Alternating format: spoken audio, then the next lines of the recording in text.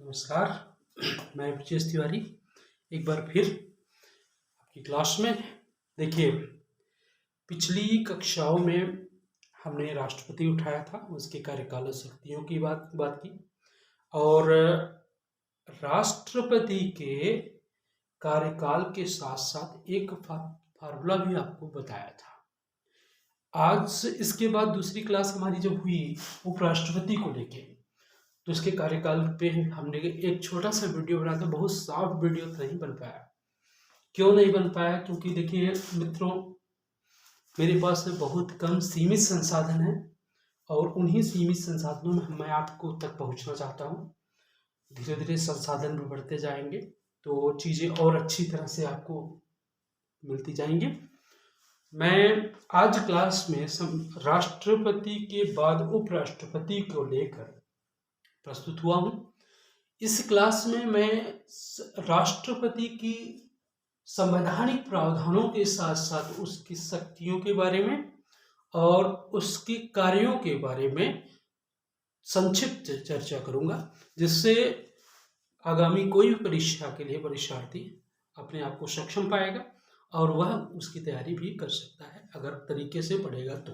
देखिए, हमने कहा कि भारत का सर्वोच्च पदधारी राष्ट्रपति होता है, प्रथम नागरिक होता है और संवैधानिक प्रमुख होता है। दूसरा सर्वोच्च पदधारी कौन होता है? उपराष्ट्रपति होता है। उपराष्ट्रपति का उल्लेख संविधान के भाग 5 में संघ वाले मामले में दिया गया है और अनुच्छेद 63 में ये उल्लेख मिलता है। ध्यान दीजिएगा, अनुच्छेद 63, अनुच्छेद 52 राष्ट्रपति, 63 उपराष्ट्रपति। 63 में लिखा हुआ है कि भारत का एक उपराष्ट्रपति होगा। 63 में यह स्पष्ट किया गया है कि भारत का एक उपराष्ट्रपति होगा। ठीक है। और अनुच्छेद 64 में ये कहा गया है कि उपराष्ट्रपति राज्यसभा का पदेन सभापति होता है। ठीक है, पदेन सभापति होगा। ठीक है। देखिए, ध्यान दीजिएगा, उपराष्ट्रपति का कोई कार्य नहीं होता है। उपराष्ट्रपति एक पद बना दिया गया, 1952 से बनाया गया है, शुरू से नहीं बनाया गया। 1950 से नहीं बनाया गया। 1950 से राष्ट्रपति थे, लेकिन 1952 में डॉक्टर सर्वपल्ली राधाकृष्णन को निर्विरोध उपराष्ट्रपति चुना गया था। तो वह क्या थे? राज्यसभा के सभापति थे। ठीक है ना, राज्यसभा के सभापति बनाया गया। सोचिए कि राज्यसभा का सभापति, आपको यह पता होना चाहिए कि जो डेमोक्रेटिक मतलब लोकतंत्रात्मक शासन प्रणाली होती है, जिसमें संसदीय शासन प्रणाली होती है, उसमें 2 सदन होते हैं। एक राज्यसभा होता है, दूसरी लोकसभा होती है। 2 सदन होते हैं। ठीक है ना, 2 सदन होती हैं। और यह व्यक्ति, ध्यान दीजिएगा, यह व्यक्ति उपराष्ट्रपति जो है, यह सभापति के तौर पे वेतन पाता है, न कि उपराष्ट्रपति के तौर पे। सभापति के तौर पे वेतन पाता है और यह राज्यसभा का स्पीकर होता है, राज्यसभा का सभापति होता है। ठीक है ना। दूसरी बात, अनुच्छेद 65 में आर्टिकल 65 में उपराष्ट्रपति का राष्ट्रपति के रूप में कार्य करने की स्थितियां क्या है? मतलब देखिए, प्रधानमंत्री, उप प्रधानमंत्री, प्रधान, उप प्रधान, या आप समझ सकते हैं कि राष्ट्रपति उपराष्ट्रपति होता है। उप इसलिए लगा देते हैं कि जिससे जरूरत पड़ने पे किसी को कार्यभार दिया जाए तो कौन कार्यभार संभालेगा, इसलिए आप ध्यान दीजिएगा। 63-64 पदेन सभापति। अब देखिए, राष्ट्रपति के रूप में कार्य करने की स्थितियां क्या हैं? स्थितियां ये हैं कि अगर राष्ट्रपति अपने कार्य के दौरान अस्वस्थ हो जाता है, कहीं बाहर विदेश दौरे पे चला जाता है, कुछ लंबे समय के लिए रुक जाता है, या उसकी अकस्मात मृत्यु हो जाती है, अगर, तो उस स्थितियों में उपराष्ट्रपति राष्ट्रपति की कौन कौन स्थितियां होती हैं आप जान लीजिएगा। देखिए, अस्वस्थता की स्थिति, अस्वस्थ हो जाएगा, अस्वस्थ अस्वस्थ हो जाए, मृत्यु हो जाए, मृत्यु, या वह कार्य करने की में सक्षम न हो, कार्य करने में सक्षम न हो, कार्य करने में सक्षम न हो, सक्षम न हो, तो ऐसी स्थितियों में उपराष्ट्रपति अनुच्छेद 65 के द्वारा, अनुच्छेद 65 भारतीय संविधान में लिखा हुआ है, अनुच्छेद 65 में दिया हुआ है स्थितियां, अनुच्छेद 65 के अनुसार यह कहा गया है कि भारत का राष्ट्रपति अगर अस्वस्थ हो जाता है या मृत्यु हो जाती है इसकी और तुरंत चुनाव नहीं हो पा रहा है, तो थोड़ा समय जब तक नया राष्ट्रपति चुन के नहीं आता है तब तक उपराष्ट्रपति भारत के राष्ट्रपति के रूप में कार्य करेगा। ठीक है, समझ रहे हो? और उपराष्ट्रपति का निर्वाचन किसमें दिया हुआ है? अनुच्छेद 67 में दिया हुआ है, सॉरी अनुच्छेद 66 में दिया हुआ है, अनुच्छेद 66 में ध्यान दीजिएगा, अनुच्छेद 66 में उपराष्ट्रपति के निर्वाचन के बारे में दिया गया है। तो निर्वाचन इसका कैसे होता है, देखिए ध्यान दीजिएगा, इसमें राज्यसभा ध्यान दीजिएगा, इसमें राज्यसभा और लोकसभा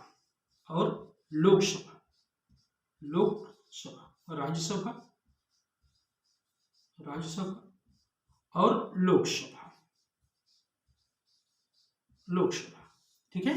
राज्यसभा और लोकसभा के सभी सदस्य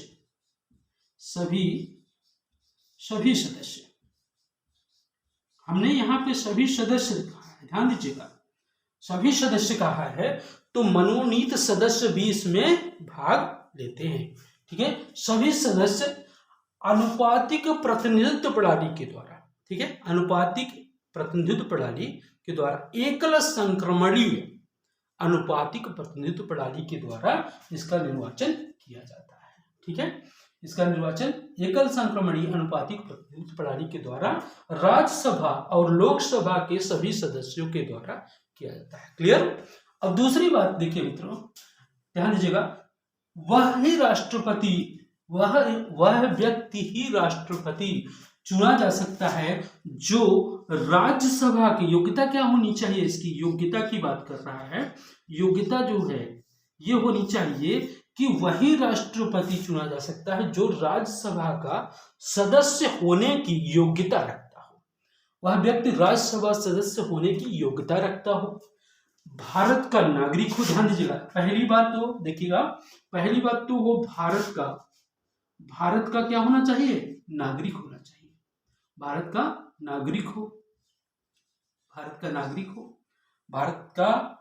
हो, ठीक है, भारत का नागरिक होना चाहिए, उसने 35 वर्ष की उम्र प्राप्त करनी हो, ठीक है, 35 वर्ष की उम्र प्राप्त करनी हो,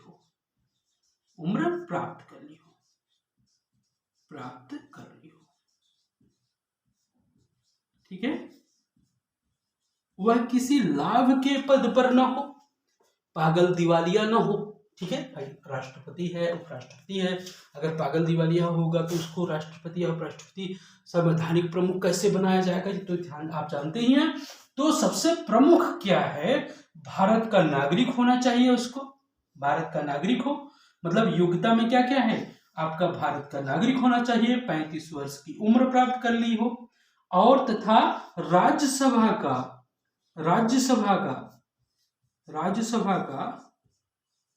सदस्य बनने की योग्यता रखता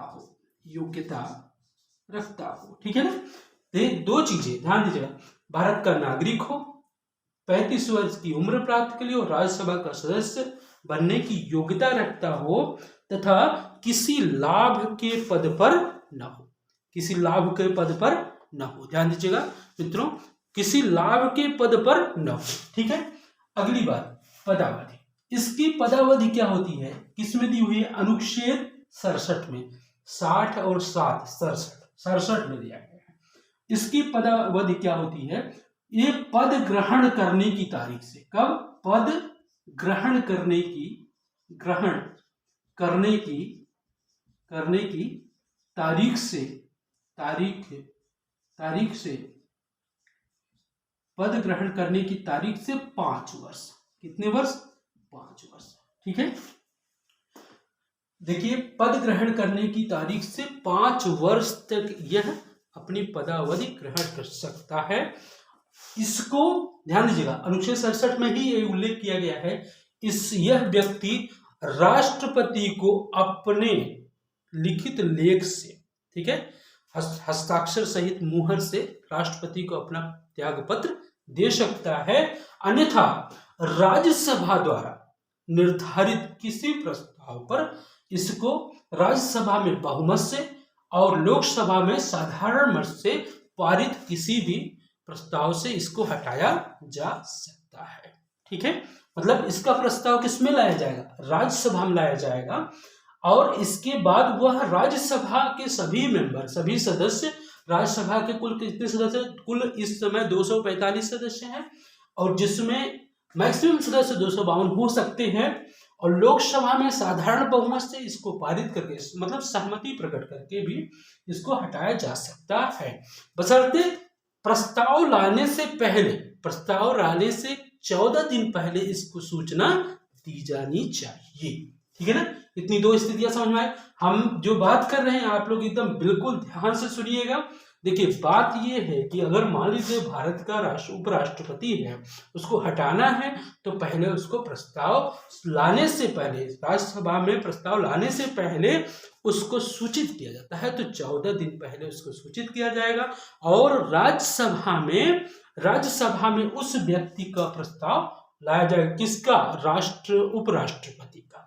ठीक है ना, और राज्यसभा उस प्रस्ताव को 2/3 बहुमत से पारित करेगी, और लोकसभा उसको सहमति प्रदान करेगी, तो उपराष्ट्रपति अपने पद से हट जाएगा। ठीक है, और अनुच्छेद 68 में, अगर देखिए अनुच्छेद 68 में कहा गया वह स्थितियां जिससे उसे रिक्त पद को भरा जाए। ठीक है ना, रिक्त पद को कैसे भरा जाएगा? देखिए रिक्त पद पर निर्वाचन करके रिक्त पद को भरा जाता है। ठीक है ना, और अनुच्छेद 69 में उपराष्ट्रपति का शपथ होता है।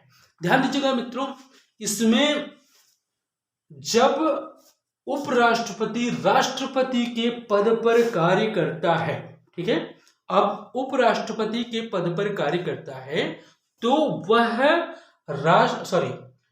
उपराष्ट्रपति राष्ट्रपति के पद पर कार्य करता है, तो वह राष्ट्रपति के सभी कृत्यों के साथ साथ उसके वेतन, लाभ तथा भत्ते का भी उपभोग करता है।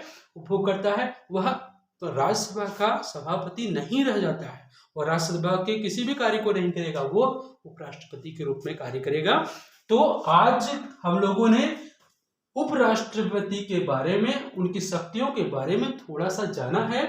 अब आप जानते हैं कि भारत का उपराष्ट्रपति 63 में, 64 में पदेन सभापति, 65 में कार्य करने की शक्तियां राष्ट्रपति के रूप में, और 66 में उपराष्ट्रपति का निर्वाचन, 67 में पदावधि 5 वर्ष होती है, त्याग पत्र दे सकता है, राज्यसभा प्रस्ताव लाके उसको हटा भी सकती है, और पद रिक्त होता है तो जब तक नया नहीं आ जाता है तब तक भाई किसी तरह कार्रवाई चलाई जाएगी। उसमें उप सचिव होते हैं, वो कार्यभार संभालते हैं तब तक, या उसकी मृत्यु हो जाए तो रिक्त हो जाता है पद। ठीक है ना, और 69 में आर्टिकल 69 में उसके शपथ का प्रावधान किया गया है। तो आज की हमारी वीडियो आपको कैसे लगी, प्लीज आप बताइए, और लाइक करिए, कमेंट करिए, हमको भी थोड़ा उठने का अवसर दीजिए। जय हिंद, जय भारत।